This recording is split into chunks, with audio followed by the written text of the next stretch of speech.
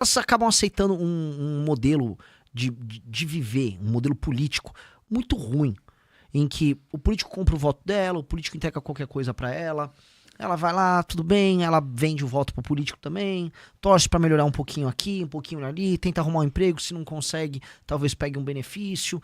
É uma vida que não anda. E eu acho que um dos grandes problemas do Brasil é esse. É um país que nunca se realiza. A vida das pessoas não anda. A gente parece que tá parado enquanto o mundo tá andando, né? Cara, o mundo está se encaminhando para inteligência artificial, o mundo está se encaminhando para grandes automações, o mundo vai ter grandes ganhos de produção, e a gente está falando se o Lula vai dar ou não vai dar energia elétrica de graça, ou se o Lula vai dar ou não vai dar gás de graça.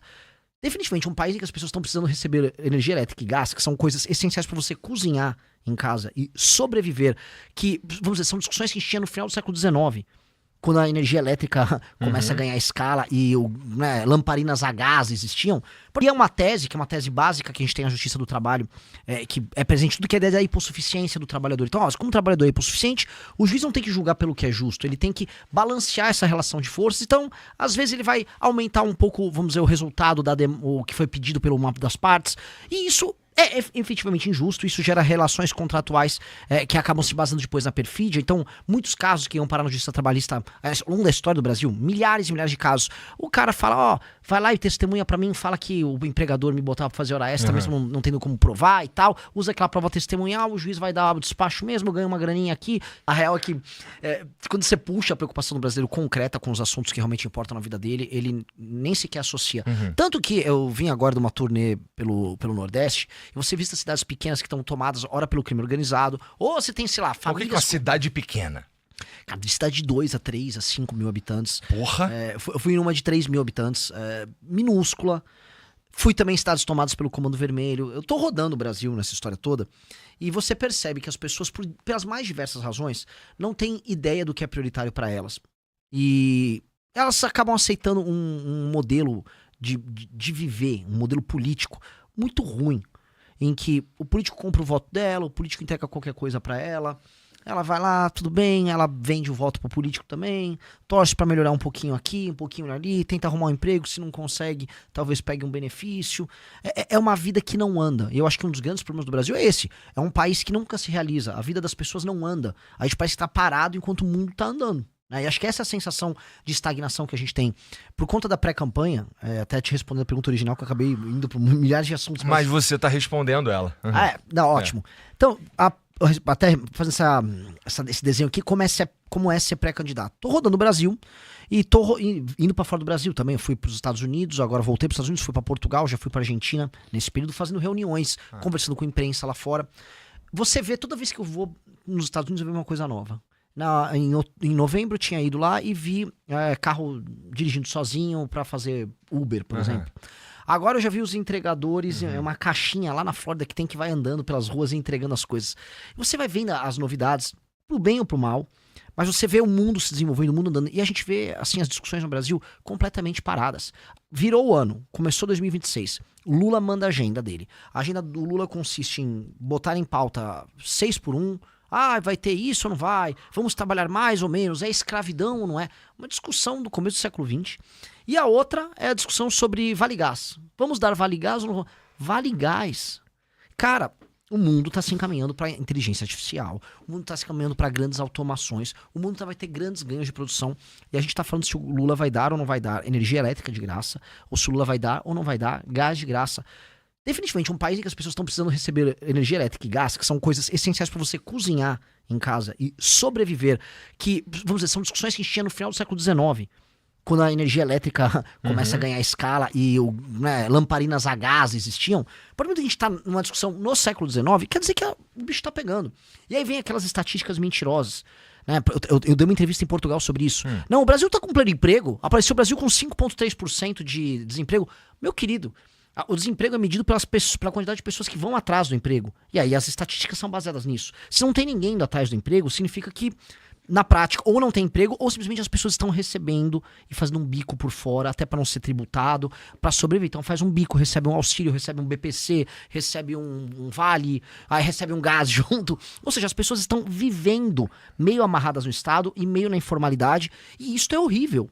E é por isso que não estão aparecendo nas estatísticas do emprego formal. E agora com o governo querendo dificultar ainda mais a contratação e demissão de pessoas, é bom o pessoal se preparar, porque vai diminuir mais ainda o emprego formal. Tu tá falando da proposta da escala 6x1? Sim, porque é uma discussão sobre aumentar, vamos ser bem claro, aumentar as regras sobre contratação e demissão de pessoas. As relações laborais ficarem mais complicadas. Você tornar mais complexa a relação entre empregador e empregado. Tá falando de diminuir as horas de trabalho no meio da semana. Desculpa, o Brasil é um país pobre. Ser um país pobre com baixa produtividade significa que o nosso trabalhador, ele produz menos dinheiro por minuto ou por hora trabalhada. Vamos botar assim.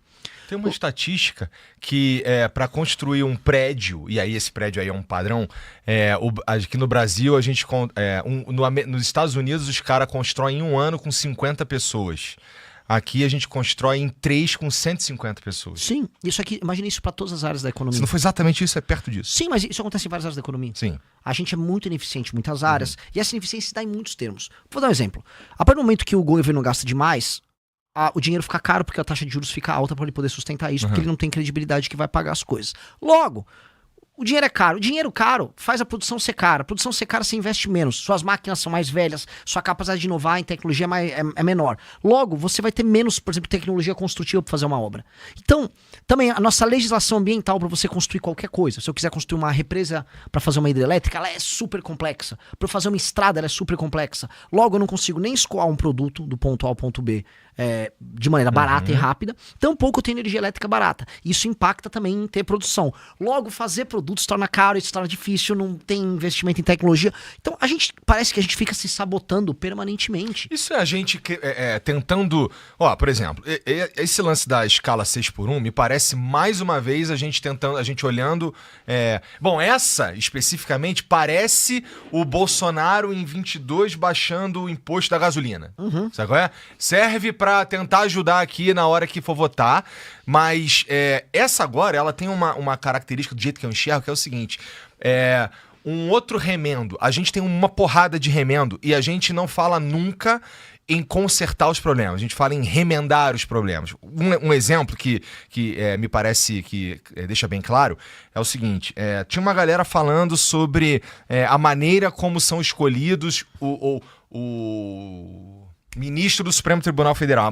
Tipo, o cargo tem alguns vícios, que o cara ele sai de lá aos 75 anos, ele nunca mais pode ser mandado embora, tem essa batina, tem a indicação, não sei o que e tudo mais. Legal, mas isso não explica, não é isso que explica um juiz que se envolve com um escândalo financeiro. Né? Não é o modo, não é o cargo, não é como ele chega no cargo que diz se ele vai ou não mexer com dinheiro. Né?